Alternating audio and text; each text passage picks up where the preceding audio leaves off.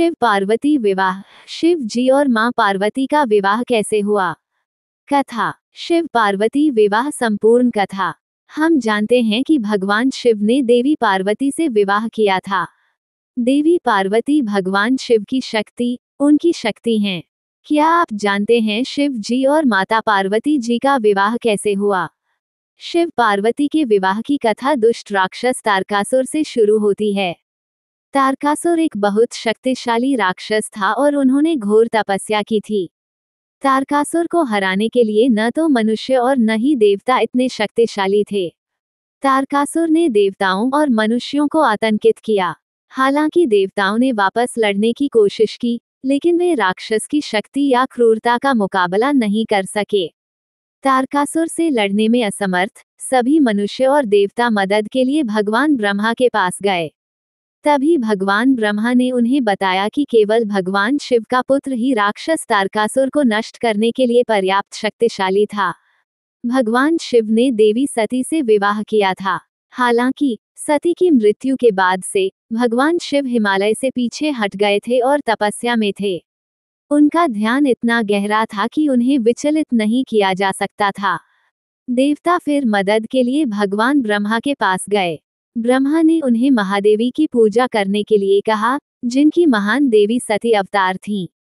देवताओं ने महादेवी की पूजा की। महादेवी उनके सामने प्रकट हुई और देवताओं से कहा कि वो पुनर्जन्म लेंगी और शिव से विवाह करेगी। उनकी संतान तारकासुर को पराजित करेगी। जल्द ही हिमालय साम्राज्य के राजा हिमावत और उनकी रानी मेनका की एक सुंदर लड़की हुई। उन्होंने बच्चे का नाम पार्वती रखा। पार्वती का अर्थ है पहाड़ियों की। पार्वती बचपन में जोश से भरी एक खूबसूरत बच्ची थीं। हालांकि वह भगवान शिव के प्रति अत्यधिक समर्पित थी।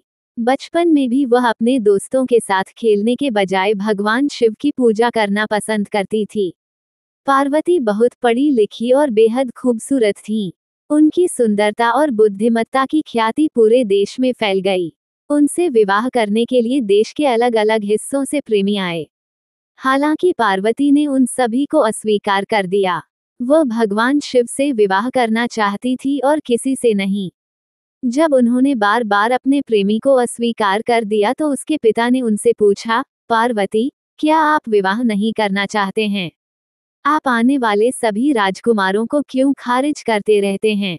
पार्वती ने निडर होकर अपने पिता की ओर देखा। पिताजी, क्या आपने राजकुमारों को देखा है? उन्होंने तिरस्कार से देखते हुए कहा, मैं उनसे विवाह नहीं कर सकती, वे वह नहीं है जो मैं चाहती हूँ। रानी मेनका ने चुपचाप कहा, क्या इसका मतलब यह है कि कोई और है जिसे आप चाहते हैं? उन्होंने पार्वती की ओर मुस्कुराते हुए पूछा। पार्वती शर्मा गई। माँ। राजा हिमावत बेटी को देखकर हैरान रह गए। अच्छा, कौन है? पार्वती ने शर्म से अपने पैरों को देखा और फुसफुसाए, भगवान शिव। उसकी आंखें चमक उठीं। ऋषि नारद जी द्वारा मां पार्वती की मदद। राजा हिमावत हालांकि पहले तो चौंक गए, फिर धीरे से अपना सिर हिलाया। जी हाँ, तीनों लोकों के स्वामी भगवान शिव उनकी पुत्री के लिए उत्तम वर थे। लेकिन फिर उन्हें याद आया कि कैसे शिव एक तपस्वी बन गए थे और तपस्या में गहरे थे। पार्वती, मेरे बच्चे, भगवान शिव हिमालय चले गए हैं। आप उनसे विवाह करने की उम्मीद कैसे कर सकते हैं? नारायण नारायण। उनके पीछे से एक शरारती आवाज आई। ऋषि नारद को अपने पीछे देखकर वे तीनों चौंक गए। ऋषि नारद ब्रह्मा के पुत्र थे और दुनिया भर में घूमते थे। ऋषि नारद जानते थे कि पार्वती देवी महादेवी थी जिनका पुनर्जन्म हुआ था और वे भगवान शिव से विवाह करने आई थीं। पार्वती ऋषि नारद को प्रणाम करने वाली पहली थीं। ऋषि नारद ने उसे आशीर्वाद दिया और कहा, आप संसारों की मां बनने के लिए पैदा हुए हैं। आपको जाना होगा और अपने भाग्य को पूरा करना होगा। राजा हिमावत और रानी मेनका ने भी ऋषि नारद को प्रणाम किया। राजा हिमवत ने तब कहा, श्रीमान, पार्वती भगवान शिव से विवाह करना चाहती हैं, उन्होंने अभी हमें बताया है। ऋषि नारद ने फिर राजा हिमावत की ओर रुख किया, अपनी बेटी को भगवान शिव के पास ले जाओ। उसे अपनी दैनिक प्रार्थना करने के लिए पार्वती की मदद स्वीकार करने के लिए कहें। राजा हिमवत ने सिर हिलाया। ऋषि नारद, उनका पूरा काम वहां से गायब हो गया। अगले दिन पार्वती के साथ राजा हिमावत ने हिमालय की तलहटी में यात्रा की, जहां भगवान शिव ध्यान कर रहे थे। उन्होंने भगवान शिव के आंखें खोलने के लिए धैर्यपूर्वक प्रतीक्षा की। मां पार्वती और शिव जी की प्रथम भेंट। भगवान शिव ने लंबे समय के बाद अपनी आंखें खोली, ये भी नहीं पता था कि वे दोनों वहां थे।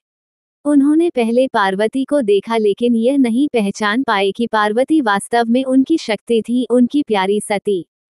फिर उन्होंने राजा हिमावत की ओर ध्यान दिया। तुम्हें यहाँ क्या लाया है, राजा? उन्होंने पूछा। राजा हिमावत ने प्रणाम किया। हे प्रभु, यह मेरी बेटी पार्वती है। वह बचपन से ही आपकी भक्त रही है। वह आपकी पूजा करते समय आपकी सेवा करना चाहती है। शिव ने सिर हिलाया और इसके लिए राजी हो गए। अगर वह यही चाहती है, तो वह मेरी मदद कर सकती है। राजा हिमावत तब पार्वती को वहीं छोड़कर अपने राज्य के लिए प्रस्थान कर गए। शिव ने पार्वती को सिर हिलाया। मुझे भी पूजा के लिए कुछ फूलों की जरूरत है। क्या आप कृपया? पार्वती ने सिर हिलाया और फूलों की तलाश में निकल पड़ी। माता पार्वती का भगवान शिव के लिए अनन्य भक्ति एवं प्रेम। जल्द ही वह भगवान शिव के साथ थी और हर चीज में उनकी मदद की। जब वह ध्यान कर रहा था, तो वह उसकी ओर देखते हुए उसकी प्रतीक्षा कर रही थी। उसके पास सब कुछ तैयार होगा ताकि वह उसके ध्यान के बाद पूजा कर सके। पार्वती को भगवान शिव की प्रतीक्षा करते देख देवताओं ने राहत की सांस ली। उन्होंने सोचा कि जल्द ही पार्वती शिव को उनसे विवाह करने के लिए मना लेंगी। हालांकि जैसे जैसे दिन बीतते गए, देवता चिंतित होते गए। शिव पर पार्वती का आकर्षण काम नहीं कर रहा था। शिव उनसे प्रतिरक्षित रहे। उन्हें यकीन नहीं था कि वे तारकासुर के खिलाफ कितने समय तक टिके रह सकते हैं। इसलिए चीजों को गति देने के लिए वे कामदेव प्रेम के देवता के पास गए। देवों के भगवान इंद्र ने कामदेव को समझाया, मुझे लगता है कि पार्वती को हमारी मदद की जरूरत है। शिव पार्वती के आकर्षण या सुंदरता से प्रभावित नहीं हैं। मुझे लगता है कि आपको उन पर अपना प्रेम बाण चलाकर उनका ध्यान तोड़ना होगा ताकि वे कम से कम पार्वती के ध्यान को देख सकें। सुंदरता। कामदेव ने सोचा कि लेकिन पार्वती भगवान शिव पर जीत हासिल करेगी। महान महादेवी ने हमसे वादा किया था, हमें हस्तक्षेप क्यों करना चाहिए? इंद्र ने आह भरी, तारकासुर एक खतरा बन रहा है। हमारी कोई भी शक्ति संयुक्त रूप से उसकी शक्ति से मेल नहीं खा सकती है और वह निर्दोष लोगों को चोट पहुंचा रहा है। हमारे पास गति की चीजें हैं। अंत में कामदेव सहमत हो गए और उनकी मदद करने का फैसला किया। हाँ, मैं ये करूंगा। कामदेव अपनी पत्नी को अपने कार्य के बारे में बताने के लिए घर गए। हालांकि रति खुश नहीं थी, लेकिन शिव अपनी तपस्या में गहरे हैं। क्या वह क्रोधित नहीं होंगे यदि उन्हें पता चलता है कि आपने उनकी तपस्या को भंग कर दिया है? कामदेव की आंखों में क्षण भर के लिए बादल छा गए, लेकिन फिर जैसे ही उन्होंने अपना सिर हिलाया और मुस्कुराया, हाँ, लेकिन अगर ऐसा है, तो भी मुझे ये करना होगा। चिंता मत करो पुत्री, मुस्कुराया और कहा, मैं वापस आऊंगा। रति ने एक डरावनी मुस्कान दी और महसूस किया कि उसके पति का मन बना हुआ है। उन्होंने कामदेव को मुस्कान दी और सिर हिलाया। कामदेव ने गन्ने के बाणों से अपना फूल वाला धनुष उठाया और उस स्थान पर चले गए जहां शिव ध्यान कर रहे थे। वहां पार्वती शिव की मदद कर रही थी, फूल इकट्ठा कर रही थी। वह फूलों की व्यवस्था कर रही थी। तभी कामदेव ने अपना धनुष उठाया और भगवान शिव पर 5 बाण चलाए। शिव को एक क्षण के लिए अचानक झटका लगा, जैसे कि जागृत हो रहे हों। उन्होंने अचानक पार्वती को देखा, जैसे पहली बार महसूस कर रहा था कि वो वास्तव में कितनी सुंदर थी। वह पार्वती की सुंदरता पर मोहित हो गया और उनसे बात करने ही वाला था कि भगवान शिव ने उसका सिर हिलाया। कुछ सही नहीं है। मुझे यह नहीं सोचना चाहिए। मेरी सती मर चुकी है। मैं तपस्या कर रहा हूँ। मैं अब किसी दूसरी नारी के प्रति आकर्षित नहीं हो सकता। भगवान शिव ने दृढ़ता से खुद को एक साथ खींच लिया।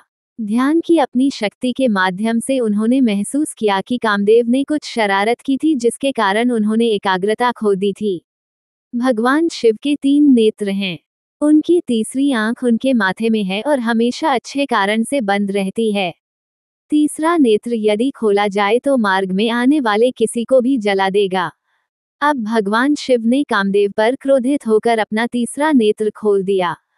बेचारा कामदेव, वह जलकर राख हो गया।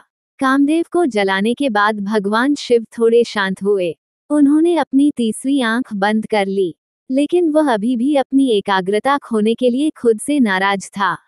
वो गुस्से में पार्वती की ओर मुड़ा, मैं नहीं चाहता कि तुम मेरी मदद करो। मुझे अकेला छोड़ दो, तुम्हारा आकर्षण मुझ पर काम नहीं करेगा। छोड़ो और अपने परिवार के पास वापस जाओ। ये कहते हुए भगवान शिव ने अपनी एड़ी को घुमाया और अपनी तपस्या जारी रखने के लिए अपने पीछे हटने के लिए चले गए, जिसे कामदेव ने परेशान किया था। पार्वती इस बात से व्यथित थी कि शिव ने उनसे कठोर बातें की और उन्हें छोड़ दिया। पार्वती को यकीन था कि वह शिव को कितना भी खुश कर लें, वो कभी भी उनकी मदद करने के लिए राजी नहीं होंगे। पार्वती को एहसास हुआ कि वह अब हार नहीं मान सकती। जिन दिनों वह शिव के साथ थी, उन्होंने महसूस किया कि वो उनसे ज्यादा प्यार करती थी जितना उन्होंने महसूस किया था।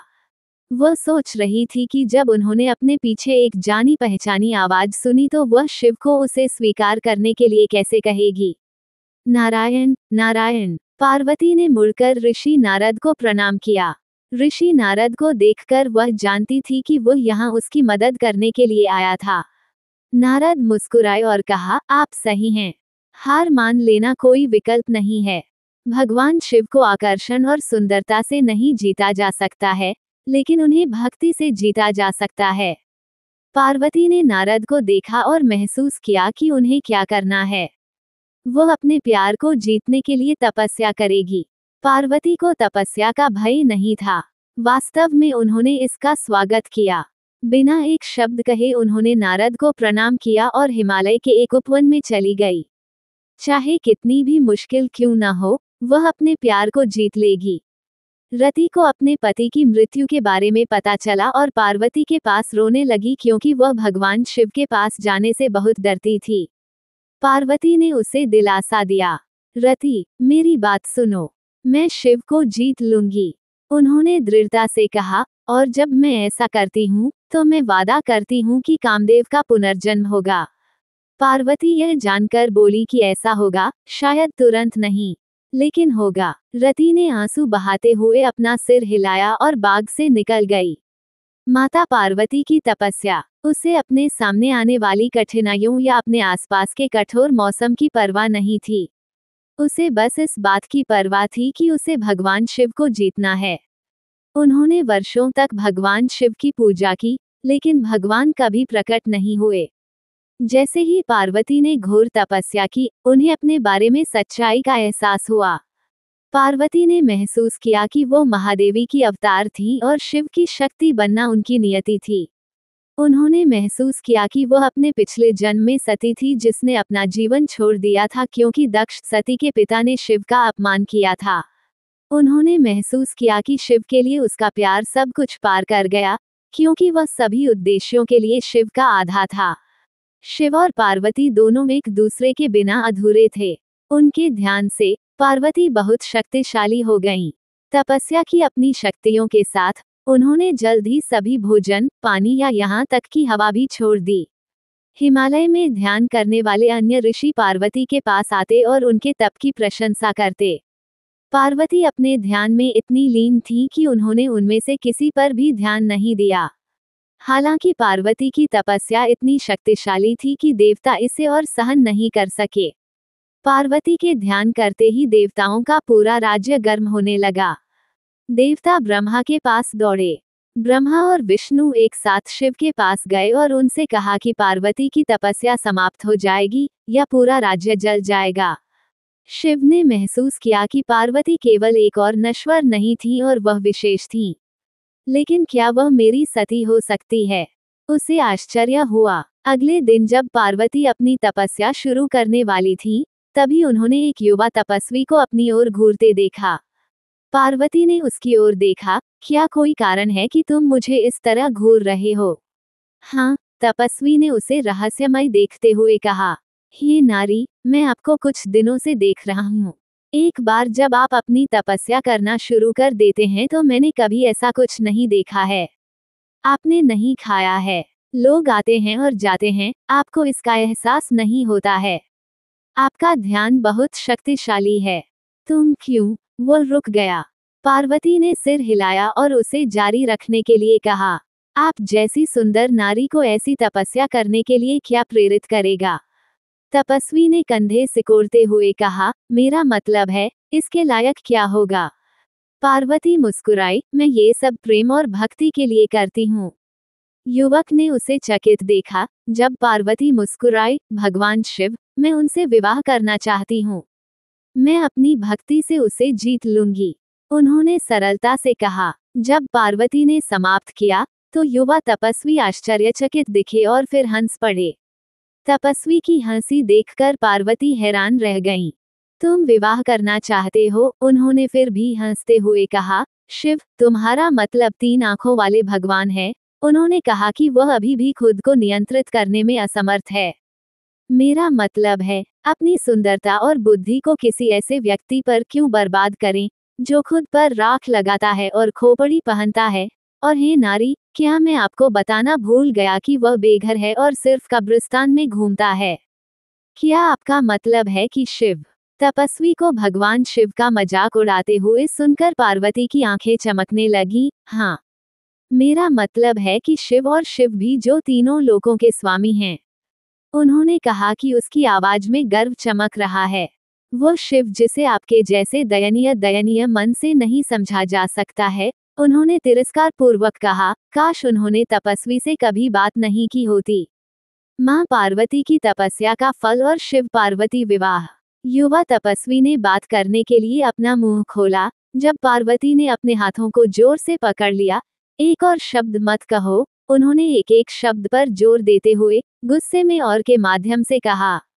इस तरह की बात करना केवल पाप नहीं है, इस बकवास को सुनना बड़ा पाप है। ये कहते हुए कि वह ठिठक गई और दूर जाने वाली थी, जब उन्होंने एक फ्लैश देखा। युवा तपस्वी गायब हो गया और उस स्थान पर खड़ा था वो व्यक्ति था जिसे उन्होंने अपने पूरे जीवन का सपना देखा था। भगवान शिव, उनके शिव। शिव ने देवी पार्वती की ओर ध्यान से देखा, उनके शब्दों को सोचकर कि शिव और शिव भी जो तीनों लोकों के स्वामी हैं, उन्होंने गर्व के साथ कहा था। जब उन्होंने ऐसा कहा था, तो उसमें कुछ बदल गया। उन्होंने महसूस किया कि वो उसकी शक्ति थी। वह वास्तव में उनकी पत्नी का पुनर्जन्म था। पार्वती, मुझे क्षमा करें। मुझे पहले ही इसका एहसास हो जाना चाहिए था। लेकिन भगवान शिव ने सिर हिलाया। उनकी आंखों में उन्होंने देखा कि वे दोनों एक दूसरे के हैं। वे हमेशा साथ रहते थे, बस अलग अलग नामों से। भगवान शिव ब्रह्मांड के पिता थे और पार्वती माता। देवी पार्वती ने शर्म से भगवान शिव की ओर रुख किया। हे भगवान, विवाह के लिए आपको मेरे पिता के पास आना होगा और मेरा हाथ मांगना होगा। यह उचित काम है। भगवान शिव ने सिर हिलाया और वापस कैलाश चले गए, जबकि देवी पार्वती अपने पिता के घर लौट आई। तब भगवान शिव आए और हिमावत से अपनी बेटी से शादी करने की अनुमति मांगी। हिमावत तुरंत सहमत हो गए और इस प्रकार भगवान शिव और देवी पार्वती ने अपनी शादी को बहुत धूमधाम और शो के साथ मनाया। शिव के विवाह के बाद देवी पार्वती ने भगवान कार्तिकेय को जन्म दिया, जिन्होंने दुष्ट राक्षस तारकासुर को हराया और मार डाला। अपने वादे के अनुसार भगवान शिव के साथ विवाह के बाद देवी पार्वती ने भगवान शिव से कामदेव को वापस लाने का अनुरोध किया। मुस्कुराते हुए भगवान ने विवश किया और रति ने अपने पति को वापस पा लिया।